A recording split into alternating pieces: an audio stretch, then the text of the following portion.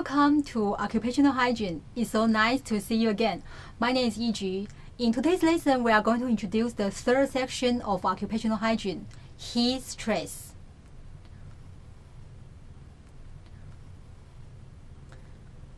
First, let's recap the main points of occupational hygiene. What are the three causes of occupational diseases? Okay, they are pollutant particles, heat, and noise. We have covered the first item, pollutant particle. Today we'll continue to talk about heat stress. These are some videos for your reference. They introduce heat stress in the workplace and how to assess heat stress. Again, these are the 13 phrases we learned in this unit, occupational hygiene.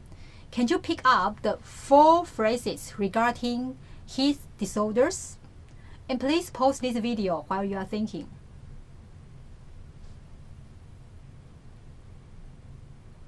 Okay, very good. The answers are 2. Heat exhaustion, 4. Heat cramp, 7. Heat syncope, and 10. Heat stroke. Have you got all the answers correctly?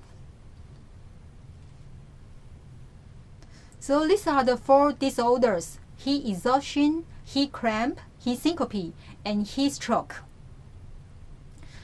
Are they the same? Do you know the differences among them? They are all related to heat or hot environment. However, they are slightly different. Actually, we can say that they are the 4 developed stages of occupational diseases owing to heat stress. Stage number 1, heat exhaustion. It's a result of the combination of excess heat and dehydration.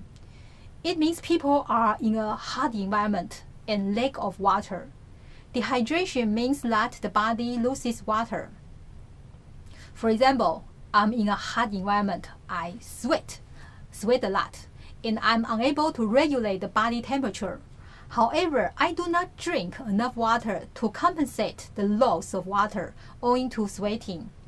As a result, I'm dehydrated, lack of body water, and I will feel exhausted and extremely tired. So this is defined as heat exhaustion. Next, untreated heat exhaustion can lead to heat stroke. And heat stroke is the final stage, also the most serious stage of the heat disease. We will come back to heat stroke after introducing heat cramp and heat syncope. Number 2, heat cramp. Is usually the result of hard physical labor in a hot environment, often resulting from an imbalance of electrolytes in the body. Over here, we have to know what the electrolytes are and how the imbalance of electrolytes happens. In a hot environment, our body tries to regulate the body temperature by sweating. Sweat is a clear salty liquid that passes through your skin when you are hot. And the reason sweat is salty is down to electrolytes. Electrolytes are a substance that electricity can go through, like sodium ion, potassium ion, and so on. Next, when you are sweating, you will lose salty materials or electrolytes too, and that leads to an electrolyte imbalance. And when the electrolytes fail to regulate your muscle function, you will easily get muscle cramps. And this is how heat cramps occur. Number 3, heat syncope. The main point of heat syncope is blood vessels dilate to such an extent that blood flow to the brain is reduced. Now, we need to understand 2 things before introducing this phrase, heat syncope.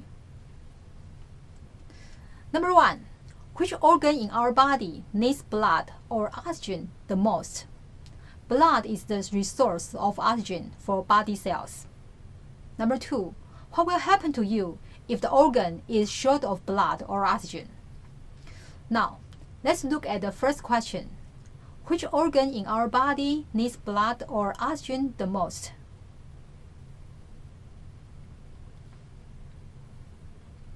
Okay, the answer is brain. Probably you know that brain is the organ inside your head that controls thoughts, memory, feeling, and activity. But do you know how much the brain weighs? The human brain weighs on average 1.5 kilogram. If you are 75 kilogram, it's about 2% of your body weight. Next question about the brain. How much oxygen do the brain need to stay conscious? An adult's brain requires about 20% of the body oxygen. So you can see over here, the brain is only 2% of your body weight, but it requires 20% of the body's oxygen. Hence, the brain is the organ in the body which needs oxygen the most. After answering the first question, which organ in our body needs blood or oxygen the most, we will move to the second question. What will happen to you if the organ, brain, is short of blood or oxygen? The answer is faint. When the brain is short of blood, you will feel dizzy, and you are not able to keep your balance, and you may fall down. This is faint or syncope. So, the whole process of heat syncope is that, in a hot environment, to regulate the body temperature, our body vessel dilate or expand to such an extent that blood flow to the brain decreases. So what will happen to you? Yes, we will faint or become unconscious, and that is heat syncope.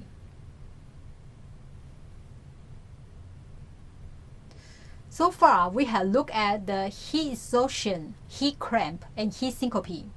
Next, we'll look at the final and most deadly stage, heat stroke. First of all, heat stroke is 中暑 in Chinese. Mostly when we are so hot and feel like that we are so tired and probably will faint, 中暑 comes to mind. However, we haven't had heat stroke yet, and probably we are just in the first stage of heat exhaustion. So, what is heat stroke exactly? It occurs when the body's temperature regulation fails and body temperature tries to rise it to a critical levels. It's a medical emergency that can lead to death. So here are two signs leading to heat stroke. First, temperature regulation failure. 2. Temperature reaching to a critical levels. This is dangerous as heat stroke could lead to death. Some supplement at this point. Medically, what is a stroke? It's a decrease in the blood flow to the brain that results from a blood clot. Thus, in turn, causes the death of brain tissue. So, medically, a stroke happens when blood flow to the brain decreases, but it results from a blood clot instead of heat. Alright, it's time to reflect what we have learned today. These are two columns. Please match the column item on the left to the item on the right. For example, question number 1. What causes heat stroke? The answer is B on the right. Temperature regulation fails. So 1 matches B. Now it's your turn to match the other items. So please pause this video while you are thinking.